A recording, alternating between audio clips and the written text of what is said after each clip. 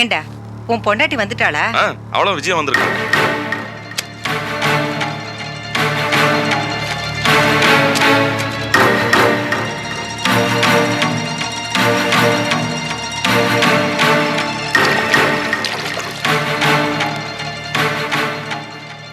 ஏய் நிர்மலா, என்னம்மா?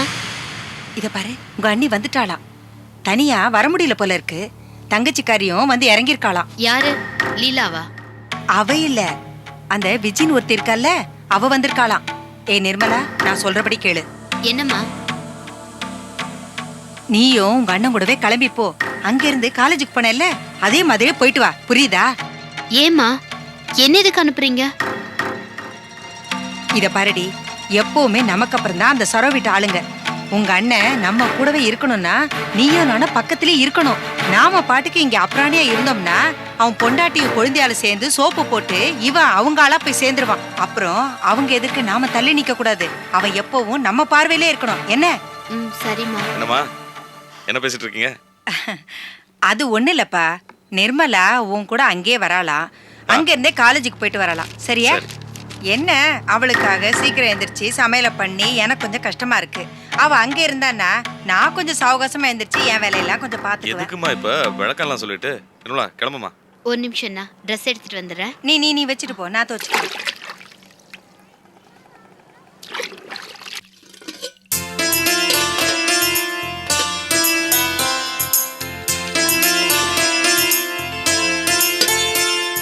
அண்ணி. நிர்மலா, என்ன சரோ வந்து ரொம்ப நேரம் ஆச்சா?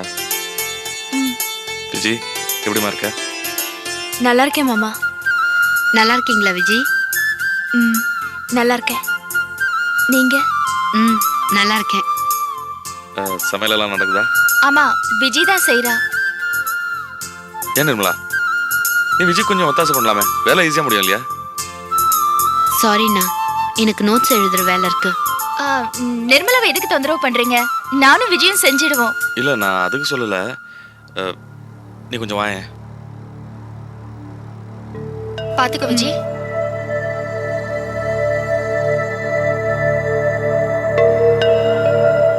உட்காரு.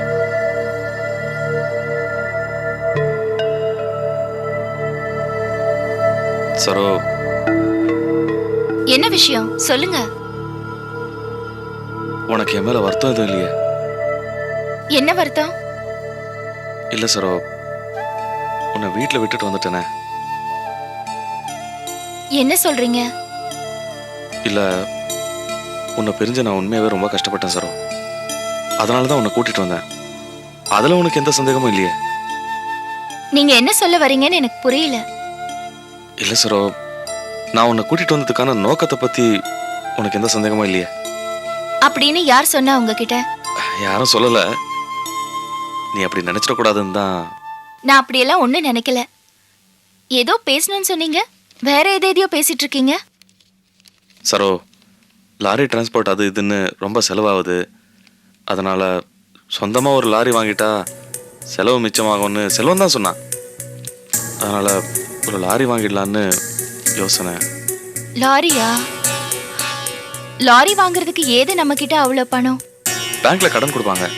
நமக்கு தான் கடை இருக்குல்ல, அதை ஷூரிட்டி போட்டா கொடுப்பாங்க. ஒன்றும் பிரச்சனை இல்லை. அப்படியா? கடை உன் பேர்ல இருக்கிறதுனால ஷூரிட்டி பத்திரத்துல நீ தான் கையெழுத்து போடணும். அவ்வளவுதானே? கொடுங்க, போடுறேன்.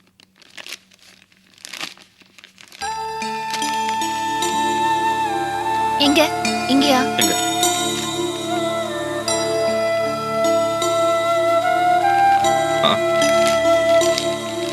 அங்க.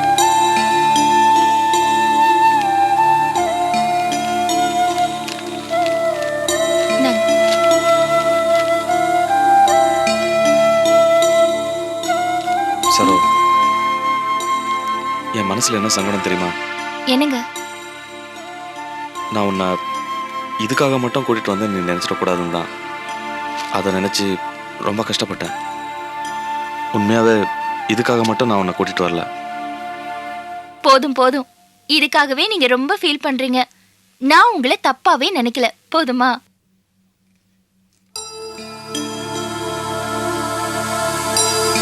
அக்கா ஆ? என்ன பாட்டில் எங்கக்கா இருக்கு? அங்கேயே ஷெல்ஃப்லயே இருக்கு. சரோ நான் கொஞ்சம் பேங்க் போயிட்டு வந்துடுறேன். ம்.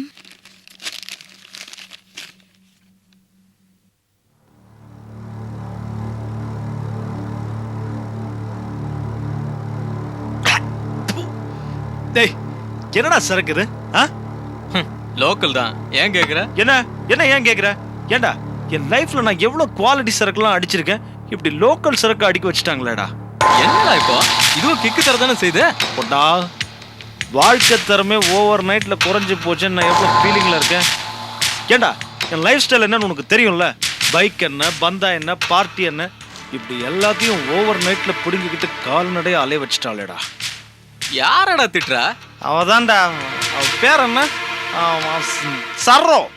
அவன் மட்டும் இதில் தலையை நீட்டாட்டி இந்த மேட்ரு இவ்வளோ பெருசாக இருக்காதுடா. நான் பிளான் பண்ண மாதிரி விஜயோட காதும் காது வச்ச மாதிரி ஸ்மூத்தாக முடிஞ்சிருக்கும். திடீர்னு இங்கேருந்தா வந்தா இந்த மாதிரி குழப்பி விட்டு போயிட்டான். ஆனால் ஒன்று, என் கையில் மாட்டாமலா போவா, அப்போ வச்சுக்கிறேன்டா அவளை. யாரா அந்த சர்வா? அந்த விஜயோட அக்கா தானே? அவ என்னடா பண்ணா? ஏ போட ஃபூல். அவள் தானே என் பொண்டாட்டிக்கிட்ட எல்லா மேட்டரையும் போட்டு கொடுத்தா. ஏய் விஜி, என் பொண்டாட்டி, சரோ, இந்த 3 பேரும் என் வாழ்க்கையில் நான் மறக்கவே மாட்டேன்டா. ஏய் விஜய் என் பொண்டாட்டி தான், என் பொண்டாட்டி தான். நடுவில் இந்த சரோ எங்கிருந்துடா வந்தா? ஏய் சரோ, உன்னை நான் விட மாட்டேன். டேய் டேய் டேய் டேய் சும்மா புலம்பாதடா. ஏய் புலம்பாம வேற என்னடா பண்றது? காசையே மதிக்காம இருந்தேன்டா. இப்போ சிங்கிள் டீக்கும் ஒரு தம்முக்கும் சில்லறை எண்ணி சொல்ல வைக்க வேண்டியதா இருக்குடா. குற்றாலத்தில் குளிச்சோட போய் மெட்ராஸ்ல கொண்டு விட்ட மாதிரி இருக்குடா. அவ்வளோ வறட்சியா இருக்குடா என் நிலைமை. நல்லா இருக்கட்டும். இப்போ எவ்வளோ காசு இருக்கு உங்ககிட்ட? ஏண்டா எனக்கு மட்டும் என்ன கூரையை பிச்சுடா கொட்டுது?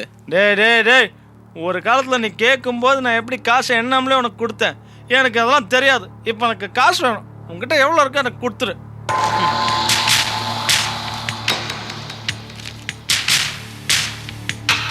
டேய் என்னடா என்ற மொத்தமாக குடுறா.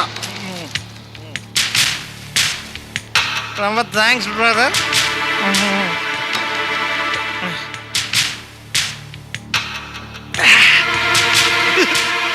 என்கிட்ட இருந்து பிச்சை எடுத்த நாய் நீ இப்போ உங்ககிட்ட இருந்து வாங்க வேண்டிய நிலைமை ஆயிடுச்சு.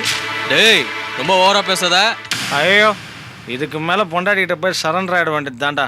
அப்போதான் சாப்பாட்டு பிரச்சனை, தண்ணி பிரச்சனை, இதெல்லாம் ஒரு முடிவு வரும். அவ அவனை துரத்தி விட்டாள. துரத்தி விட்டா அப்படியே விட்டுறதா? தூது அனுப்ப வேண்டாம். தூது சொந்தக்காரங்க மூலமாக ஒரு தூது, ஃப்ரெண்ட்ஸ் ஏன் வர சேஞ்ச் நீ எனக்கு ஒரு தூத போலாமே. யாரு தூது போனாலும் நீ நினைக்கிறது நடக்காது. மை டியர் ஃப்ரெண்ட், உன்ன மாதிரி ஆளை தாண்டா கூட வச்சுக்கணும். வாயில் நல்ல வார்த்தையே வராதா? டேய் இந்த நக்கெல்லாம் வேணாம். ஒருவேளை உன் ஒய்ஃப் ஒத்துக்கலாம் என்னடா பண்ணுவ?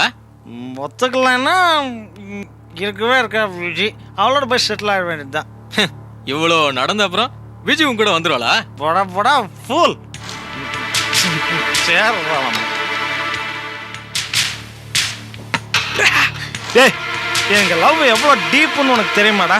என் பொண்டாட்டியே நான் அந்த அளவுக்கு லவ் பண்ணதில்லை, அந்த அளவுக்கு விஜய் என்ன லவ் பண்ணிருக்காடா. மச்சான் எனக்கு ஒரு மேட்டர் சொல்லட்டுமா? என்ன சொல்லு. பின்ன என் கையில் மட்டும் காசு இருந்துன்னா நான் என் பொண்டாட்டியை கைட்டு விட்டு நீட்டாக விஜயோட போய் செட்டில் ஆகிருப்பேன். என்ன கர்மமோ என் வாழ்க்கையில் முதலேருந்தே பேக்கெட்டில் 9 பைசா இருந்ததில்லை. அதனால தான் என் பொண்டாட்டி கிட்டலாம் போய் கையேந்த வேண்டியதாக ஆயிடுச்சு. வாசரோ ஏங்க பொம்பளைங்க இல்லாத வீடு இப்படி அலங்கோலமா இருக்கணும்னு ஏதாவது சட்டமா? ஏன் அப்படி சொல்ற? ஷோ, இந்த வீட்டை கழுவி சுத்தம் பண்றதுக்குள்ள எனக்கு போதும் ஆயிடுச்சு. அவ்வளோ குப்பை இருந்தது. என்ன பண்றது சரோ, நீ இல்லாம வீட்டுக்கு வரதுக்கே மனசு இல்ல. என்ன பண்ண சொல்ற? ஏன் இல்ல சரோ, நீ இருக்கிற வீட்டுக்கும் நீ இல்லாத வீட்டுக்கும் அவ்வளோ வித்தியாசம் இருக்கு. அப்படி என்ன பெரிய வித்தியாசம்? அதாவது 3 வேளையும் ஒழுங்கா பூஜை நடக்கிற ஒரு கோவிலுக்கும் பராமரிப்பே இல்லாம செதஞ்சு கிடக்கிற ஒரு கோவிலுக்கும் இருக்கிற வித்தியாசம் தான். அடாடாடாடாடா. ஏங்க ஏன் அனாவசியமா சாமியையும் கோயிலையும் இதுல இழுக்கிறீங்க? அது இல்ல சரோ, நல்லபடியா இருக்கிற ஒரு குடும்பம் கோவிலுக்கு சமம் பெரியவங்க சொல்லுவாங்க. அது உண்மைதான். அப்போ நீங்க என்ன பூசாரியா? ஆ, பக்தன். தங்கச்சிங்க தூங்குதுங்க, பயந்துட போதுங்க. ஏங்க நான் இல்லாம நீங்க ரொம்ப ரொம்ப சிரமப்பட்டீங்களா? ஆமா சரோ, ரொம்ப சிரமப்பட்டேன். என்ன மாதிரி சிரமம்? எல்லா விதத்துலயும் சிரமம் தான் சரோ. நீ இல்லாம இருக்கும்போது ஒரு உண்மையை நான் தெரிஞ்சுக்கிட்டேன். எல்லா விஷயத்திலும் நான் உன்னதான் எதிர்பார்த்துட்டு இருந்திருக்கேன். அப்படியா? ஆமா சரோ, வெளியில நாயா பேயா அலைஞ்சிட்டு வரும்போது கேட்காமையே ஜில்லுன்னு தண்ணி டம்ளர் நீட்டுற உன்னோட கை, சிரிச்ச உன்னோட முகம், வெயில்ல வந்தீங்களான்னு அக்கறையா கேட்கிற உன்னோட அன்பு. அப்புறம் வேற என்ன, நான் எதையாவது தொலைச்சிட்டு டென்ஷனா தேடிட்டு இருப்பேன். நீ அமைதியா என் முன்னாடி வந்து அதை என் கண்ணு முன்னாடி நீட்டி இதை தானே தேடுறீங்கன்னு கேட்ப. அப்புறம் சரி இதெல்லாம் மறந்துட்டு வந்து தூங்கலான்னு படுத்தா உன்னோட புடவை, அதை பார்த்த உடனே எனக்கு தூக்கமே வராது, உன்னோட ஞாபகம் தான் வரும். என்ன சரோ, நான் மட்டும் பேசிட்டு இருக்கேன், நீ எதுவும் பேச மாட்டேங்கிற? என்ன பார்த்தா ஏதோ பைத்தியக்காரன் வளர்ற மாதிரி இருக்கா? என்ன பேசுறதுன்னே புரியல. என்ன சரோ, எனக்கு இருந்த தவிப்பு இதெல்லாம் உனக்கு கொஞ்சம் கூட இல்லையா? இல்லையே, என்ன வேண்டான்னு விட்டுட்டு வந்தவர் மேல எனக்கு என்ன தவிப்பு வேண்டி கிடக்கு? என்ன சரோ இப்படி சொல்லிட்ட? வேற எப்படி சொல்ல சொல்றீங்க? உனக்கு இந்த பொம்பளைங்களுக்கு ஆம்பளைங்களோட கஷ்டமே புரியாது. என்ன என்ன அப்படி பெரிய ஆம்பளைங்களோட கஷ்டம்? இந்த பொம்பளைங்க தான் ஆம்பளைங்களோட கஷ்டமே. கொஞ்ச நேரத்துக்கு முன்னாடி தான் புகழ்ந்து தள்ளினீங்க, இப்ப என்னடானா நாங்க தான் கஷ்டம் சொல்றீங்க. சரோ, பொம்பளைங்கன்னா நீன்னு இல்ல, பொதுவா சொல்றேன். அம்மா அக்கா தங்கச்சி எல்லாருமே தான். இப்ப என்ன சொல்ல வரீங்க? அம்மா அக்கா தங்கச்சி பொண்டாட்டி இவங்க எல்லாரும் தான் ஆம்பளைக்கு கஷ்டம் சொல்ல வரேன். இவங்க நடுவில் சிக்கிக்கிட்டு ஆம்பளோட கதை ஐயோ. எல்லா பொண்ணுங்களும் அம்மா தங்கச்சி பொண்டாட்டி எல்லாரும் நாம சொல்றபடிதான் கேட்கணும், நம்மளோட சந்தோஷத்தை மட்டும்தான் நினைக்கணும்னு உங்களை மாதிரி எல்லா ஆம்பளைங்களும் நினைக்கிறீங்க. அவங்க சொந்தமா ஏதாவது பண்ணி உங்களுக்கு எரிச்சல் வந்துட்டா கஷ்டம் அது இதுன்னு புலம்புறீங்க. எல்லாத்துலயும் உங்க வசதிக்காக மட்டும் பார்க்காதீங்க. என்ன சொல்ல வர நீ? ஆமாங்க, கோளாறு உங்க பார்வையில தான் இருக்கு. அம்மா தங்கச்சி பொண்டாட்டி எல்லாருமே தனித்தனி மனுஷங்க அப்படின்னு உங்களுக்கு புரிஞ்சிருச்சுன்னா அப்ப நீங்க குழம்பவே மாட்டீங்க, அவங்களோட நியாயமும் உங்களுக்கு புரியும். நீ ரொம்ப புத்திசாலித்தனமா பேசுற, எனக்கு புத்தி கிடையாதே, என்ன பண்றது? வேற என்ன இருக்கு? அன்பு இருக்கு, ஆசை இருக்கு. யார் மேல? சரோ, அன்பு எல்லா பொண்ணுங்க கிட்டயும் இருக்கு. ஆனா உன் மேல மட்டும்தான் அன்போட ஆசையும் சேர்ந்திருக்கு. இது ரொம்ப டேஞ்சர் ஆச்சு. எது? இது சந்தோஷமான விஷயம் தானே? சந்தோஷம்தான், ஆனா உங்க தங்கச்சியும் என் தங்கச்சியும் வீட்ல இருக்காங்க, ரெண்டும் வயசு பொண்ணுங்க. இது டபுள் டேஞ்சர் ஆச்சே. சரோ, அவங்க புத்திசாலி பொண்ணுங்க. நம்ம தனியா இருக்கோம், டிஸ்டர்ப் பண்ணக்கூடாதுன்னு தெரிஞ்சு போய் படுத்து தூங்கிட்டாங்க. இனிமே நமக்கு எந்த பிரச்சனையும் இல்லை, ஜாலியா. அண்ணி, என்னென்ன நீங்க இன்னும் தூங்கலையா? நான் உன்னை கேட்க வேண்டிய கேள்வி நீ என்ன கேட்கற? இல்லண்ணே, ஒரே தலைவலியா இருக்கு, என்னால் தூங்கவே முடியல. மாத்திரை போட்டுக்க நிர்மலா. மாத்திரை இருக்கு, மாத்திரை போடணும்னா காஃபி வேணும்ல. அண்ணி, கொஞ்சம் காஃபி போட்டு தரீங்களா?